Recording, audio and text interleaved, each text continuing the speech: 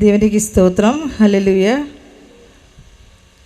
ఈ లేఖన క్రీస్తు మహాసభలకు ఇచ్చేసినటువంటి దైవజనులకు, అలాగే మా సహోదరి సహోదరులందరికీ ప్రభువైన యేసుక్రీస్తు నామములో శుభాభివందనాలు తెలియజేస్తూ ఉన్నాను. గత 2 దినాలు మొదటి సభలోను, రెండవ సభలోను, అలాగే ఈ యొక్క 3వ సభలో కూడా దేవుడు మంచి వాతావరణాన్ని ఇచ్చి అనేక మంది ప్రజలను తోడుకొని వచ్చి ఆరోగ్యకరమైనటువంటి బోధలు వినటానికి దేవుడిచ్చినటువంటి ఈ సదవకాశాన్ని బట్టి దేవునికి మరొకసారి స్తోత్రం చెల్లిద్దాం. హల్లెలూయా, హల్లెలూయా. ఈ లేఖన క్రీస్తు మహాసభలను ఏర్పాటు చేయటానికి ముందు సేవకులు ఈ డేట్ను ఫిక్స్ చేయటానికి ప్రార్థన చేస్తూ ఉన్నప్పుడు ఏప్రిల్ మాసంలో 1, 2, 3 తారీఖుల్లో ఈ సభలను ఏర్పాటు చేయాలని డిక్లేర్ చేశారు సంఘంలో. అప్పటి నుండి సంఘంలో ఉన్నటువంటి కొందరు విశ్వాసులతో కలిసి మరి ప్రార్థనలు చేస్తూ ఉన్నాం. అయితే పాస్టర్ గారు ఒక విషయాన్ని తెలియచేశారు. దేవదూతల పరిచర్య ఈ లేఖన క్రీస్తు మహాసభలలో ప్రతి ఒక్కరితో ఉంటది అని తెలియజేశారు. దేవునికి స్తోత్రం. హల్లెలూయా. దేవదూతల పరిచర్య అంటే మనకు తెలిసినటువంటి వాక్యాలు చాలా ఉన్నాయి. కీర్తన గ్రంథం 91వ అధ్యాయంలో నీ మార్గములన్నిటిలో ఆయన నీకు దేవదూతలను సహాయంగా ఇస్తారని చెప్పేసి లేఖనం తెలియజేస్తూ ఉంది. అలాగే నీ పాదములకు రాయి తగలకుండా నిన్ను ఎత్తుపట్టుకునేవాడును నేనే అని తెలియజేసింది. మరి ఈ లేఖనాలు అందరికీ అవసరమైనవే, అందరికీ దేవుడు తోడై ఉన్నారు. అయితే ప్రత్యేకమైనటువంటి దేవదూతల పరిచర్య అంటే ఎలా ఉంటుంది, అది ఎలాంటి పరిచర్య అయి ఉండొచ్చు, అదే ఆ పరిచర్యను, ఆ యొక్క పరిస్థితులను మేము అనుభవించాలి ప్రభువా, ప్రతి ఒక్కరు కూడా నేను అనుభవించాను అని సాక్ష్యం ఇవ్వాలి అని ప్రతి ప్రార్థనలో కూడా నేను ఆ అంశాన్ని జ్ఞాపకం చేస్తూ ఉండేదాన్ని. మా విశ్వాసులతో ప్రతి ఒక్కరు కూడా ఎత్తిపట్టి ఆ ప్రార్థన చేస్తూ ఉండేవాళ్ళు. ప్రభువా, సేవకుల నోట నుండి ఒక విషయాన్ని మాకు తెలియజేశారు. దేవదూతల పరిచర్య ఇస్తానంటే నిజముగా మీరు మాకు తోడై ఉంటేనే కదా దేవదూతల పరిచర్య అంటే. మరి మీరు మాకు తోడై ఉన్నారు. ఇంకా ప్రత్యేకమైనటువంటి పరిచర్య ఏంటి దేవదూతలది, మేమందరం అనుభవించాలి ప్రభు అని మేము ప్రార్థన చేస్తూ ఉన్నాం. అయితే ఈ మార్చి నెల చివరి దినాన 31వ తారీఖు మరి మాకు కృతజ్ఞత కూడిక ఉంటుంది కొలకలూరులో. అయితే ఆ రోజున పాస్టర్ గారు చాలా పని భారం గ్రౌండ్లోని ఈ యొక్క ప్లేస్లోనే ఉన్నారు ఈ యొక్క వర్క్ చేపిస్తూ. అయితే మీరే ఆ యొక్క ప్రేయర్ కొనసాగించుకోండి అని మాకు తెలియజేశారు. అయితే మేము ఆ ప్రార్థన చేస్తూ ఉన్నప్పుడు దేవుడు ఒక మంచి వాక్యాన్ని ఇచ్చారు. ఆ వాక్యాన్ని నేను ధ్యానం చేస్తూ రాత్రి అంతా ప్రార్థన చేసుకుంటూ ప్రభువా, రేపటి దినమున మరి మేము నీ పరిచర్యను, దేవదూతల పరిచర్యను మేము అనుభవించాలి. 3 దినాలు కూడా ఒక ప్రత్యేకమైనటువంటి విధంగా మేము ఆ యొక్క పరిస్థితులను మేము అనుభవించాలి ప్రభా, ప్రతి ఒక్కరూ అనుభవించాలి ప్రభా అని మేము ప్రార్థన చేసుకుంటుంటే నాకు నిద్ర పట్టలేదు రాత్రంతా. అయితే నేను ప్రార్థన చేస్తూ ఉన్నప్పుడు తెల్లవారుజాము నాకు ఒక దర్శనం కలిగింది. దేవుడు నాకు ఏ విధంగా చూపించారంటే, ఇలాగే డయాస్ వేయబడి ఉందన్నమాట. ఈ డయాస్ మీద మొత్తం డయాస్ ఆ చివరి నుండి చివరి వరకు మరి జాన్వస్లు అన్న ఉన్నారు కదా, హోసన్న మినిస్ట్రీస్లో ఉన్నటువంటి జాన్వస్లు అన్న వారి టీం అంతా కూడా అలాగ కూర్చుని మోకాళ్ళ మీద ఉండి చేతులెత్తి ప్రార్థన చేసినట్లుగా నాకు కనిపిస్తూ ఉందన్నమాట. అప్పుడు నేను వారి వైపు చూస్తూ ఉన్నా. అలాగే ఇట్లాగా ఈ పోడియం ముందు చూసారా, ఇలాగ పొడవుగా ఉంది వారి వైపు, ఇట్లా ట్రాన్స్పరెంట్గా ఉంటుంది కాబట్టి లోపల నుండి వారి ముఖాలు, వారి పరిస్థితి అంతా కనిపిస్తూ ఉంది. అలాంటప్పుడు నేను వారిని గమనిస్తూ ఉన్నాను అనమాట.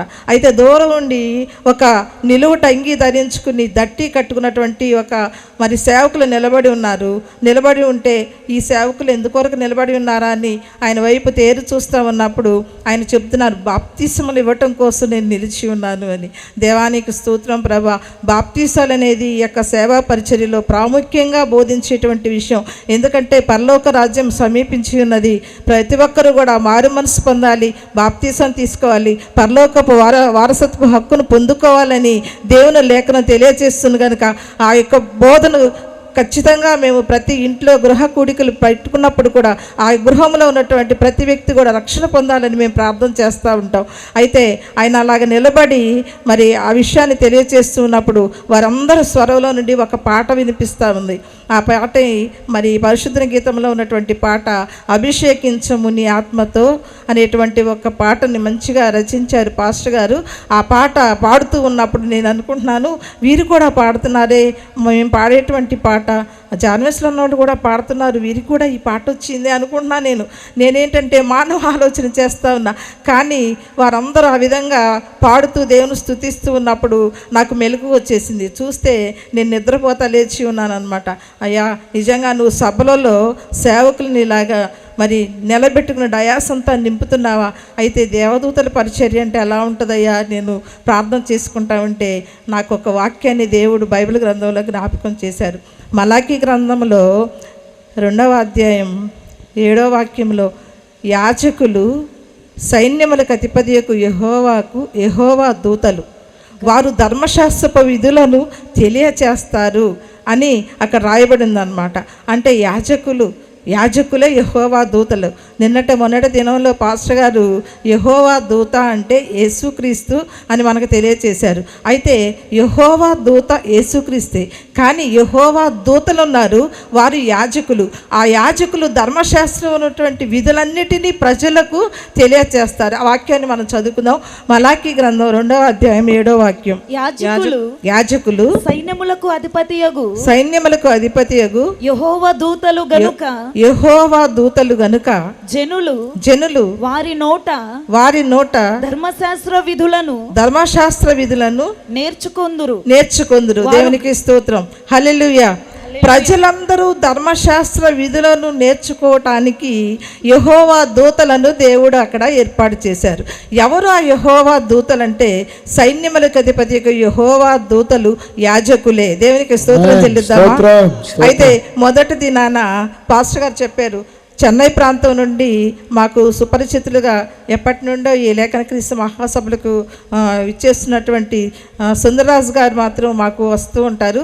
అయితే సుందరరాజు గారు పాస్టర్ గారితో పాటు అనేక మంది యాజకులు ఈ యొక్క డయాస్ అంతా నింపబడ్డారు. అప్పుడు నేను అనుకున్న, తండ్రి నాకు చూపించినటువంటి దర్శనం ఇదే. ఎందుకంటే సైన్యములకు అధిపతి యెహోవా దూతలు ఎవరబ్బా అంటే యాజకులని చెప్పారు కదా, ఈ యాజకులను ఈ యొక్క డయాస్ నింపారు మీరు. దేవునికి స్తోత్రమయ్యా అని నాకు ఒక సూచన ఇచ్చావయ్యా. నిజముగా దేవదూతల పరిచర్యను ఇక్కడ మీరు ఇస్తున్నారని నేను నమ్మాను అని దేవుని స్తుతించాను. అలాగే దేవుడు ఈ యొక్క సేవా పరిచర్యను ఎందుకు ఈ యొక్క పనిని, ఈ భారాన్ని మరి అప్పగించారు అంటే, దేవుని యొక్క వాక్యం నాకు ఆ రోజున 31వ తారీఖున మరి పాస్టర్ గారు లేరు, దేవా ఏ వాక్యాన్ని మీరు మాకు ఇస్తారయ్యా అని చెప్పి ప్రార్థన చేసుకుంటా ఉంటే, కీర్తన గ్రంథం 67వ అధ్యాయంలో భూమి మీదనున్న ప్రజలందరూ, చదవండి ఆ వాక్యం. భూమి మీదనున్న నీ మార్గము భూమి మీద నీ మార్గము తెలియబడునట్లు అన్య జనులందరిలో నీ రక్షణ తెలియబడునట్లును దేవుడు మమ్మును కరుణించి మమ్మును ఆశీర్వదించునుగాక.